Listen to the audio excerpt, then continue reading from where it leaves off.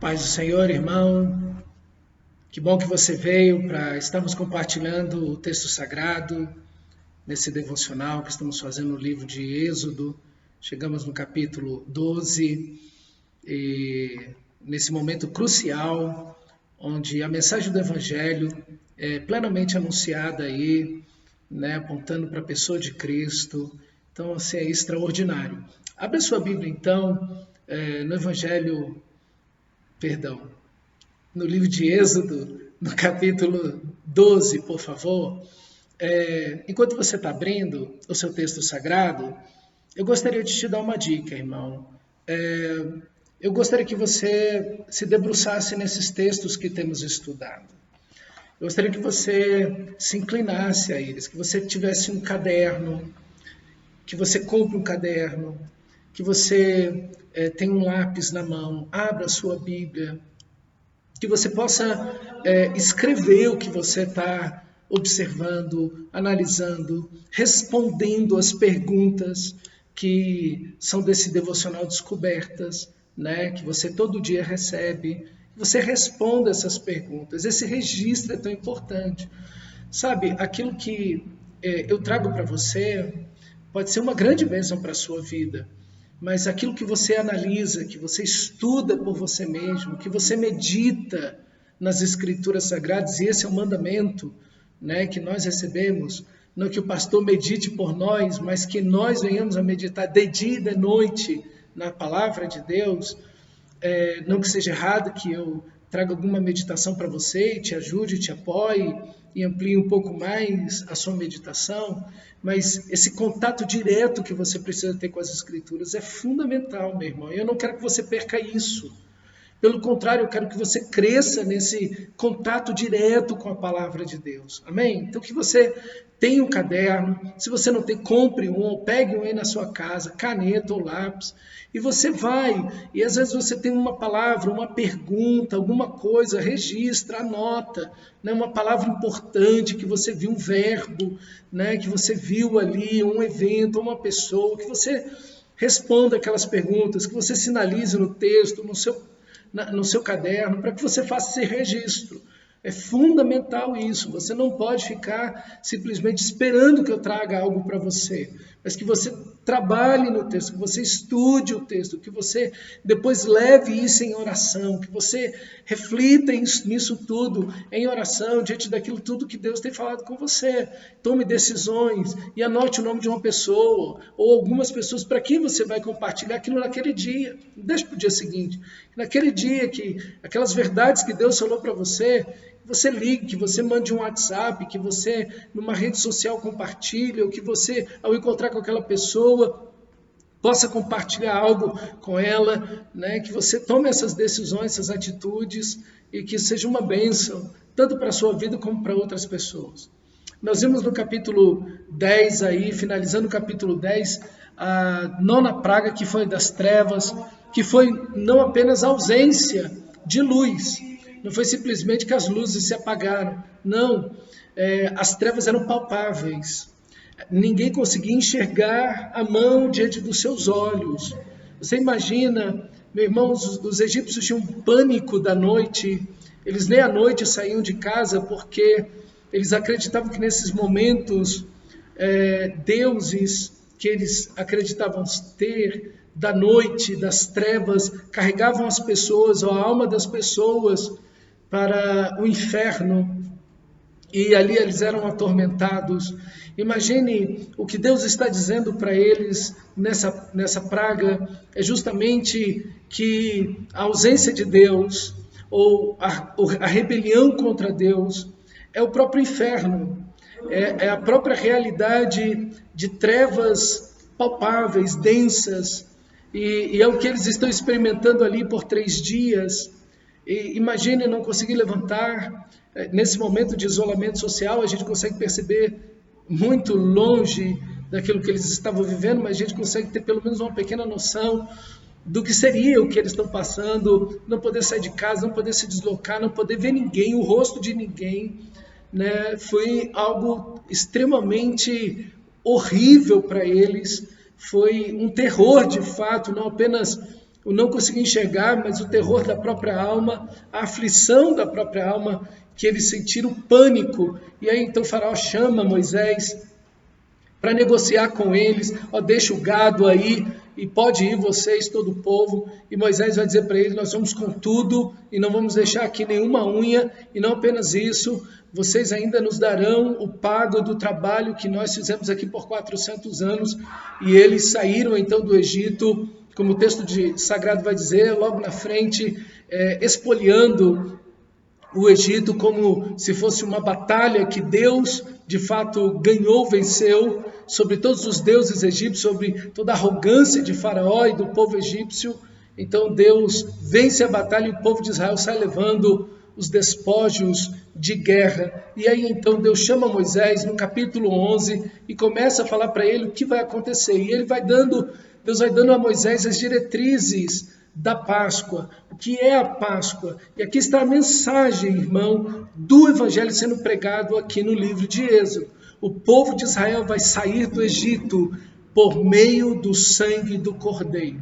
O Cordeiro é tomado de apenas até 1 ano de idade, sem defeito algum, Cordeiro perfeito, apontando para a pessoa de Cristo, apontando para o Cordeiro de Deus que tira o pecado do mundo. Esse Cordeiro é morto, o sangue dele é colocado numa vasilha, numa panela, e esse mesmo sangue é passado nas portas e janelas, e esse cordeiro é então assado, e toda a família reunida, pronta, com as malas prontas, tudo já pronto para sair de viagem, passar uma noite em vigília, meditando em Deus, meditando na pessoa de Deus, na bondade de Deus, no resgate de Deus, na misericórdia de Deus, que está vencendo o Egito, que está vencendo o Faraó em todas as suas pragas, relembrando tudo isso a noite toda, da grandeza de Deus, da soberania de Deus sobre os deuses egípcios, sobre o poder militar dos egípcios, sobre a riqueza dos egípcios, sobre a arrogância dos egípcios e de Faraó. Deus soberano, o eterno, que é antes de tudo e será depois de todas as coisas, o Deus único, vivo e presente na história, na realidade, que tem compaixão desse povo miserável, escravo, que estava ali servindo como lenha para aquela fornalha, estava morrendo, sendo destruído. Esse Deus que se importa, que enxerga, que vê, que ama, que atende, que se compadece e que vem em socorro desse povo. Era isso, a noite inteira que eles iam meditar na pessoa de Deus, na desgraça que estavam vivendo, na miséria que estavam passando, no destino de plena morte e destruição que teriam se Deus não estivesse entrado na história deles. Meu irmão, era isso, toda a meditação da Páscoa, dessa graça de Deus, e que por meio do sangue do Cordeiro, através desse sangue do Cordeiro, Deus iria tirá-los do Egito. Quando o anjo vingador do Senhor viesse, não entraria na casa deles. A morte, a justiça de Deus, o juízo de Deus não entraria na casa de todo aquele que tivesse o sangue do Cordeiro sobre as portas da sua residência. E assim, meus irmãos, fizeram os hebreus. E não apenas os hebreus, porque nós vamos ver os egípcios saindo junto. Nós vamos ver pessoas de outras nações saindo junto. Quer dizer, veja, o evangelho não é apenas para os hebreus, mas o evangelho abarca inclusive os egípcios e abraça as outras nações que estão ali reunidas. E esse sangue que é colocado nas portas e janelas é o sangue que representa o sangue de Jesus derramado naquela cruz. O cordeiro ali morto e do qual eles se alimentam é o Cordeiro de Deus, do qual nós nos alimentamos ali. A cada domingo também comemos o pão e tomamos o cálice. São símbolos redentivos que estão no Antigo Testamento e que se tornam plenos, completamente compreendidos, discernidos, entendidos no Novo Testamento. Aquilo que eles estavam fazendo ali naquele momento, eles não tinham a plenitude, era apenas uma sombra o que eles estavam entendendo ali da plenitude, da plena figura de Cristo Jesus, que nós entendemos que foi levado à cruz, crucificado, entregando sua vida ali e ressuscitando dentre os mortos. Isso é a Páscoa, irmão. A Páscoa é isso. As crianças tinham que estar ali. As crianças tinham que ouvir sobre a pessoa de Deus e o poder de Deus e como Deus os tirou dali, do Egito, da escravidão, por meio do sangue do Cordeiro. Essa é a Páscoa. E as crianças deveriam assistir tudo aquilo. Os velhos, os homens e mulheres, todos, a família inteira deveria estar ali, onde celebrando esse momento tão especial. Mas é interessante, irmãos, que todas as vezes, todos os anos que o povo de Israel ia celebrando a Páscoa, eles deveriam passar o sangue na porta, nos umbrais das portas, nas janelas, mas eram os lugares onde, lá em Deuteronômio, Deus diz que o povo de Israel deveria também escrever a palavra de Deus.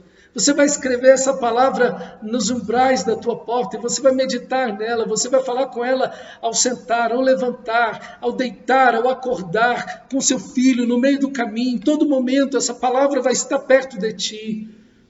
Essa palavra que revela a Deus, que revela a graça de Deus.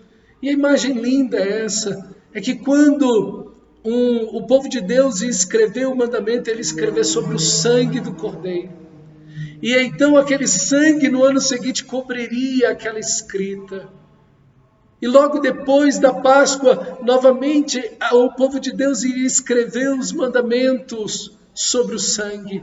E novamente no ano seguinte aquele sangue cobriria novamente os mandamentos. Meu irmão, essa palavra que nós temos, a temos pelo sangue de Jesus. Essa palavra, e como diz o texto sagrado, não nos é penosa, não é uma carga, não é um fardo, não é o que carregamos morrendo, não é o que arrastamos na nossa vida, mas na lei do Senhor temos todo o nosso prazer, e nessa lei nós meditamos de dia e de noite, como diz o Salmo 1. Meu irmão, aqui está o Evangelho sendo pregado para aquele povo, que não entendeu plenamente o que estava acontecendo, mas nós podemos compreender. E assim a vida daquele povo foi salva. E assim é salvo todo aquele, meu irmão, que está sob o sangue do Cordeiro. O povo de Israel estava exatamente como os egípcios, idólatra, revoltado contra Deus, abandonando a Deus, vivendo na arrogância e na idolatria. O povo de Israel estava exatamente como os hebreus, mesmo sendo subjugado por eles. Mas agora é por meio do sangue do Cordeiro que Deus vai fazer a Páscoa, passar por cima. É a palavra hebraica pesar. Deus passou por cima do povo, por causa do sangue do Cordeiro. Não que o povo de Israel fosse inocente, por ser pobre, ou escravo, ou miserável, porque a pobreza, a escravidão, a miséria, não perdoa pecados e o sofrimento muito menos, ou faz de alguém melhor ou mais próximo de Deus. Não, meu irmão. O Senhor está passando por cima dos seus pecados, das suas tragédias, da sua idolatria, da sua imoralidade. Deus está passando por cima de tudo isso por causa do sangue do Cordeiro. Ninguém é salvo porque é pobre ou porque é miserável. Ninguém é salvo, meu irmão, porque faz boas obras. Porque todos pecaram e o salário do pecado é a morte. Mas a única maneira de sermos salvos da morte e de sermos salvos dos nossos próprios pecados é através do sangue do Cordeiro, quando Cristo nos substitui naquela cruz. Quando Cristo substitui a cada pecador naquela cruz, aí está o Evangelho. É o sacrifício substitutivo, por isso se chama vicário no lugar de. É o sacrifício substitutivo de Cristo naquela cruz. Cristo, quando está na cruz, está olhando diretamente nos seus olhos, meu irmão. Está olhando para você e substituindo você pessoalmente. Aquela cruz que era tua, que era minha. Aquela morte que era nossa. Nós que deveríamos morrer nas trevas. Nós que deveríamos morrer no Egito, na mais plena escuridão das trevas do pecado, no inferno eterno que nos pertencia. A cruz era nossa e Cristo nos amou e foi em nosso lugar. O Cordeiro de Deus foi sacrificado para sairmos das trevas para a maravilhosa luz do nosso Pai amado. Meu irmão amado, que coisa tremenda o Evangelho, que coisa extraordinária olhar e ver a redenção no Antigo Testamento, ver esse Deus remidor, redentor. E por que Ele redime? Porque Ele decidiu redimir. Porque Ele salva? Porque Ele decidiu salvar. Porque Ele olhou em Israel alguma coisa boa? Não. Porque Ele olhou em nós alguma coisa boa? De jeito nenhum. Meu irmão, a nossa justiça são como trapos imundos, que a única coisa para a qual presta é para ser queimado. Não serve para nada, não é útil para nada. Como vamos entregar ao Rei do Universo trapos imundos? Como vamos entregar ao Rei dos Reis trapos sujos de meros mendigos e escravos? Não há nenhum prazer em nada disso. Não temos nada de bom a oferecer a Deus. Ele nos salvou porque Ele nos amou. E Ele nos amou porque Ele decidiu nos amar, porque não havia nada em nós que atraísse a Deus. Que dissesse, não, ali tem alguma coisa boa, ali tem alguma coisa atraente. Não. Estávamos na idolatria, estávamos na imoralidade, estávamos na inimizade, na injustiça, na corrupção, estávamos atolados em todos os pecados, os nossos corações estavam tomados de ódio, de rancor, de mágoa, havíamos matado em nossos corações quantas pessoas através do ódio, do rancor, da mágoa, do ressentimento, quanta imoralidade, quanta injustiça, quanta rebelião contra Deus. Mas Ele nos amou e entregou gratuitamente o seu Filho naquela cruz. Por isso que a Páscoa é momento de relembrarmos as nossas mazelas, pecados e misérias e a grandeza do amor de Deus. Por isso que o Cordeiro era comido com ervas amargas, era comido com água com sal, uma salmoura, para lembrar das lágrimas que nós mesmos, por nossos próprios pecados, pelo nosso próprio afastamento de Deus, produzimos em nossa vida e na vida de outros. É para lembrar do sabor do Egito, para nunca mais voltar para lá, meu amado irmão. É assim que se celebra a Páscoa, com lágrimas de arrependimento, olhando para trás e lembrando quem éramos e o que seríamos hoje sem Cristo Jesus. Lágrimas de gratidão, por olhar na cruz e ver ali o nosso Senhor, o nosso Salvador, o Cordeiro perfeito, sem mancha alguma, morrendo naquela cruz por mim e por você, em nosso lugar, e nos dando a sua inocência. As nossas culpas caíram sobre Ele, os nossos pecados caíram sobre Ele. Ele tomou sobre si a iniquidade de todos nós, mas colocou sobre nós sua santidade, sua inocência, colocou sobre nós o seu perdão, colocou sobre nós a sua justiça, uma vida inteira sem pecado, para nos fazer aceitáveis diante de Deus. Isso é a Páscoa, meu amado irmão. Estamos aí. Daqui a alguns dias é a Páscoa. E os mercados estão repletos de ovos de chocolate. Você já percebeu que isso não tem absolutamente nada a ver com o texto que você está lendo? E a grande dificuldade, irmãos, não são das crianças. As crianças, quando leem esses textos e entendem o que é a Páscoa, eles não têm resistência alguma em abrir mão de um ovo de chocolate. Nenhuma. A maioria das crianças não tem resistência alguma disso, porque eles entenderam o texto sagrado. De fato, a grande resistência somos de nós velhos, adultos, que não queremos abrir mão de certas coisas. Meu amado irmão, que isso não aconteça com você, que você exponha seus filhos e netos, sobrinhos, primos, sua família inteira, que você reúna em torno do Cordeiro toda a sua família, para mostrar para eles quem é o Senhor e o Salvador. Que você possa, meu irmão, fazer toda a sua família olhar para o sangue do Cordeiro, para essa graça desse Deus que passa por cima dos nossos pecados, e não nos retribui segundo as nossas obras os nossos pecados. Meu amado irmão, que a Páscoa seja celebrada por você, de forma vívida, bíblica, e que você, junto com a sua família, glorifique ao Senhor. E viva essa Páscoa não uma vez por ano, mas que você celebre a Páscoa todos os dias, porque todos os dias você está coberto pelo sangue de Jesus. Todos os dias você está saindo do pecado. O Egito ficou para trás. Você vive uma nova vida em Cristo, porque aquele que está em Cristo, aquele que está no Cordeiro de Deus, aquele que está sobre o sangue da aliança, é nova criatura. As coisas velhas, o Egito ficou para trás. Tudo se fez novo. Que você viva em Cristo Jesus, para a glória de Deus. Que a sua vida seja uma Páscoa contínua. E que todo mundo possa ver a Páscoa de Deus em você. O sangue de Cristo, a nova vida, a liberdade gloriosa dos filhos de Deus. Você é livre em Cristo, irmão. A verdadeira liberdade está quando você passa pela cruz de Cristo.